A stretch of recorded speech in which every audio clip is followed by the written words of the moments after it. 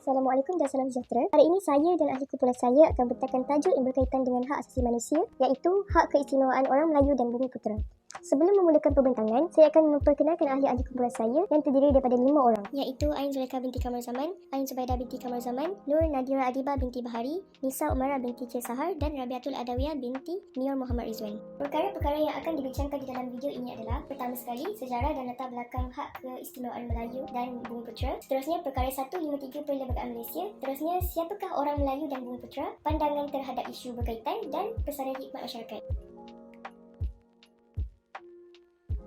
Sejarah dan latar belakang. Hak keistimewaan orang Melayu dan Bumiputera telah wujud selepas orang Melayu menentang Malayan Union yang tidak memberikan hak kesamarataan kepada masyarakat tanah Melayu. Pada tahun 1997, Suruhanjaya RIK telah menyatakan bahawa peruntukan harus dibuat dalam perlembagaan untuk menjaga kedudukan istimewa orang Melayu dan kepentingan sah komuniti lain. Seterusnya, Tunku Abdul Rahman yang pada ketika itu adalah Perdana Menteri Malaysia yang pertama telah menyatakan keraguan tentang kesetiaan orang bukan Melayu terhadap tanah Melayu, lalu menegaskan bahawa ini harus diselesaikan sebelum mereka diberi kewarganegaraan. Antara faktor yang menyebabkan keraguan Tunku Abdul Rahman adalah pada zaman penjajahan British, orang Melayu tidak mendapat kesamarataan dalam bidang pendidikan. Orang Melayu ketinggalan dalam pendidikan Melayu dan Inggeris. Dari segi perkhidmatan awam, pada zaman penjajahan British, kebanyakan jawatan rendah dalam pentadbiran telah diberikan kepada golongan kaum lain yang boleh berbahasa Inggeris. Bagi jawatan-jawatan tinggi pula dipegang oleh pegawai-pegawai British dan tidak diberikan langsung kepada orang Melayu. Faktor seterusnya adalah disebabkan ekonomi. Berlakunya jurang ekonomi yang besar antara orang Melayu dan kaum Melayu. Oleh disebabkan itu, pada tahun 1971 hingga 1990, kerajaan telah mengenalkan dasar ekonomi yang baru, DEB, dengan harapan orang Melayu akan memiliki sekurang-kurangnya 30% daripada jumlah kegiatan perdagangan dan perindustrian di negara ini. Seterusnya, saya akan bercakap tentang Perkara 153 Perlembagaan Malaysia. Perkara 153 adalah di bawah tanggungjawab Yang di-Pertuan Agong, iaitu perlembagaan memberi kuasa kepada Raja-Raja Melayu untuk menjaga kedudukan istimewa orang Melayu.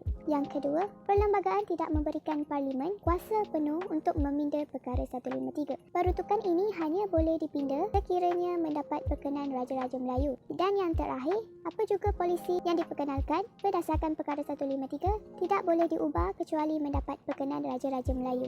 Di kandungan Perkara 153 Perlembagaan Malaysia. Jadi, tanggungjawab Yang di-Pertuan Agong untuk melindungi kedudukan istimewa orang Melayu dan anak negeri mana-mana antara negeri Sabah dan Sarawak dan kepentingan sah kaum-kaum yang lain mengikut peruntukan perkara ini. Yang kedua, Yang di-Pertuan Agong hendaklah menjalankan fungsinya di bawah perlembagaan ini dan undang-undang persekutuan mengikut apa-apa cara yang perlu untuk melindungi kedudukan istimewa orang Melayu dan anak negeri mana-mana antara negeri Sabah dan Sarawak dan untuk memastikan perizaban bagi orang Melayu dan anak negeri mana-mana antara negeri Sabah dan Sarawak apa-apa perkadaran yang difikirkan munasabah oleh Yang di-Pertuan Agong daripada jawatan dalam perkhidmatan awam. Yang ketiga, perizaban bagi orang Melayu dan anak negeri mana-mana antara negeri Sabah dan Sarawak, jawatan-jawatan dalam perkhidmatan awam dan biasiswa, dana siswa dan keistimewaan pendidikan atau latihan atau kemudahan khas lain, memberikan apa-apa arahan am yang dikehendaki bagi masa itu kepada mana-mana suruhanjaya yang baginya bahagian X terpakai atau kepada mana-mana pihak berkuasa yang dipertanggungan dengan tanggungjawab bagi pemberian biasiswa, dana siswa atau keistimewaan pendidikan atau latihan atau kemudahan khas lain itu, dan suruhanjaya atau pihak berkuasa itu hendaklah mematuhi arahan itu dengan sewajarnya. Seterusnya, saya akan menjelaskan tentang siapa itu orang Melayu. Menurut Perkara 160 Perlembagaan Malaysia, orang Melayu itu mestilah beragama Islam, mengamalkan adat budaya Melayu, bertutur menggunakan bahasa Melayu dan lahir sebelum Hari Merdeka sama ada di Persekutuan ataupun di Singapura. Selain itu, pada Hari Merdeka, mereka telah bermastautin di Persekutuan ataupun di Singapura. Seterusnya, saya akan lanjutkan dengan definisi bagi Bumiputera. Definisi Bumiputera terbahagi kepada dua, iaitu Sabah dan juga Sarawak. Pertama sekali, status Bumiputera bagi Sabah adalah hanya kepada anak atau cucu dari kaum asli di Sabah. Selain itu, status Bumiputera bagi Sarawak pula adalah dari mana-mana satu kaum asli di Sarawak. Contohnya seperti Bidayuh, Dusun, Kedayan dan lain-lain lagi.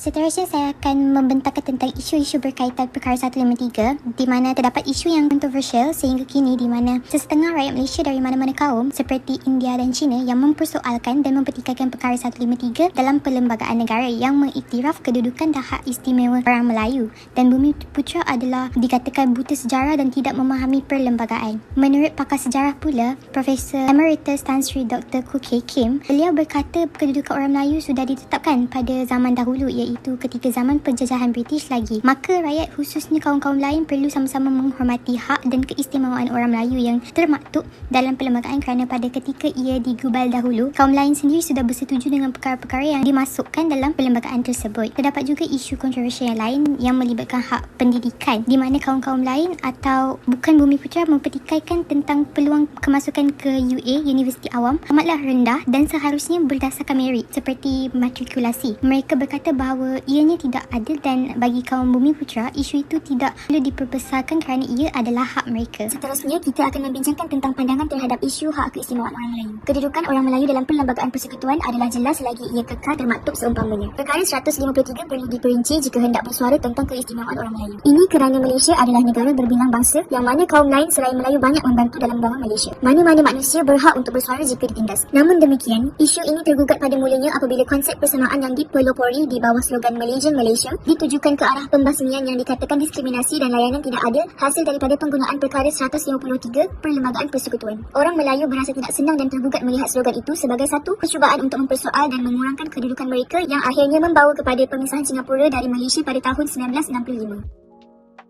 Sebagai rakyat Malaysia atau insan umumnya, kita haruslah menghormati satu sama lain. Kita memiliki moto yang sama, iaitu ke arah membina Malaysia maju dan bersatu padu. Oleh itu, kita perlulah mengamalkan sifat toleransi terhadap satu sama lain agar prinsip-prinsip yang terkandung dalam perlembagaan dan rukun negara dan aspirasi perpaduan akan dapat dicapai. Bersatu kita teguh, bercerai kita roboh.